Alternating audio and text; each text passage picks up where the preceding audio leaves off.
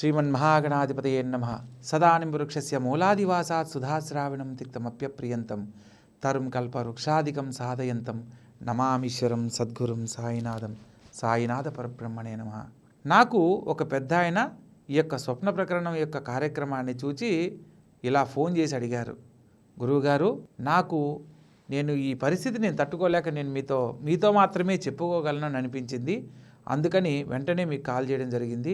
గురువుగారు, నా కుటుంబంలో నేను పడుకున్న ప్రతిసారి కూడా నేను పడుకున్న మంచం కాలిపోతున్నట్టు, ఇల్లు తగలబడిపోతున్నట్లు ఇలాంటి కలలు ఎక్కువగా వస్తూ ఉన్నాయి. అవి ఏదో ఒకరోజు కాదు, ఈ వారంలో ప్రతిరోజు నన్ను ఆ కల వేధిస్తూ ఉంది. దీనివల్ల నాకు అరిష్టం జరగబోతుందా లేకపోతే శుభం జరగబోతుందా నేను తెలుసుకోవాలనుకుంటున్నాను గురువుగారు, దీని యొక్క వివరణ నాకు తెలియజేయండి అని చెప్పడం జరిగింది. ముందుగా అతను ఉన్న పరిస్థితిని గురించి నేను అడిగాను అనమాట. మీరు ప్రస్తుతం ఆర్థికంగా ఎటువంటి స్థితిగతుల్లో ఉన్నారు అని. వాళ్ళు ఒక ఇల్లు అమ్మాలనే ప్రయత్నంలో ఎంతో ఇబ్బంది పడుతూ ఉన్నారంట. కానీ ఆ ఇంటిని కొనడానికి వస్తున్నారు వెళ్ళిపోతున్నారు. ఎవరు కూడా టోకన్ మనీ కూడా ఇవ్వట్లేదు, లేదా అలా టోకన్ మనీ ఇచ్చినా ఆ టైం అయిపోయి ఇంకా ఆ టోకన్ మనీతోనే వదిలేసుకొని వెళ్ళిపోతున్నారంట. కానీ వారికి ఆ ఇల్లు అమ్మితే కానీ మంచి లాభాన్ని వాళ్ళు ఇంకొక పరిస్థితి, వాళ్ళ యొక్క ఏదైతే అప్పులున్నాయో ఆ పరిస్థితి నుంచి బయటపడలేము అనే భయపడుతూ ఉన్నారు. ఈ కారణం వల్ల ఇప్పుడు కల్లో మంటలు కనపడము, అక్కడేమో అప్పులు ఎక్కువైపోవడము, వాళ్ళు అమ్మాల్సిన ఇల్లు అలాగే ఉండిపోవడం, అసలు మాకు ఏది అర్థం కావట్లేదు గురువుగారు అంట ఫోన్ చేశారు. అయితే అతనికేమో ఒకవైపు అప్పులు, మరొక వైపేమో ఇల్లు అమ్మలేకపోతున్నామని, ఇటువైపేమో కలగంటేనేమో తను పడుకునే మంచాన్ని ఎవరో తగలబెట్టినట్టు లేదా తగలబడిపోతున్నట్టు కల వస్తూ ఉందంట. అయితే తను పడుకున్న ప్రదేశంలోనే మంచం కాలిపోతున్నట్టు కల వస్తుందంట. ఇప్పుడు ఎవరికైనా సరే అట్లాంటి కళ్ళు వచ్చినప్పుడు ఉన్న పరిస్థితికి ఎవరికైనా భయం వేస్తుంది. అంటే ఇల్లు తగలబడిపోద్దా, లేకపోతే అప్పులోళ్ళు మన మీద ఇబ్బంది పెట్టి మనల్ని ఇంకేమన్నా ఇబ్బంది పెడతారా అని అతనిలో మనసులో ఒక భీతి ఏర్పడిపోయింది. అతను మాట్లాడుతుంటే అతని మాటల్లో అర్థమైంది ఎంత భయపడుతున్నాడు అనేది.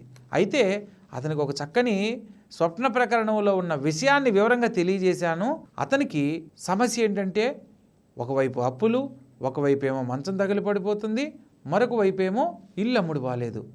ఆ ఇల్లు అమ్మడిపోకపోయేసరికి ఇలా మంచం కాలిపోతున్న కల రావడానికి ఏదన్నా సంకేతమా, దానివల్ల ఏదన్నా ప్రమాదం జరగబోతుందా అని భయపడుతూ ఫోన్ చేశారు. అతనికి నేను చెప్పాను, స్వప్న ప్రకరణంలో చాలామందికి ఎంతవరకు అవసరమో అంతవరకే.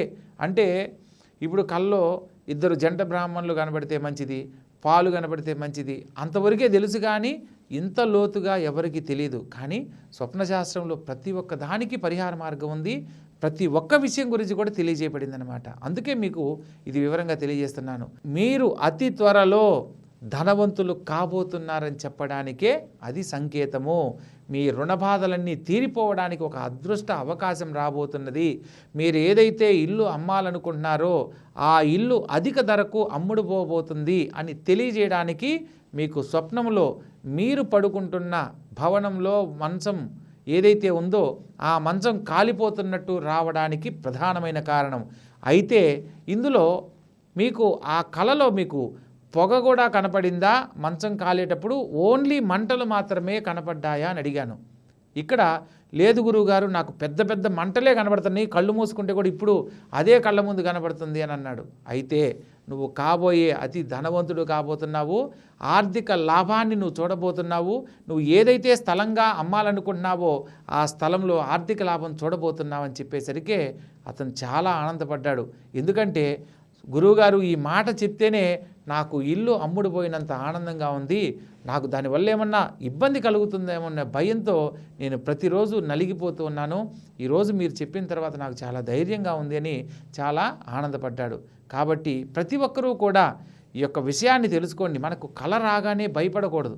ఆ కలలో ఉన్న ఆంతర్యాన్ని తెలుసుకునే ప్రయత్నం చేయండి. మీ సందేహాలను కామెంట్ రూపంలో ఈ యొక్క వీడియోలో గనక తెలియజేసినట్లయితే మరొక అంశంలో మీ యొక్క కళకు సంబంధించి ఎటువంటి ఫలితాన్ని పొందబోతున్నారో వివరంగా తెలియజేస్తాను. సర్వే జనా సుఖినో భవంతు. శుభం భూయాత్.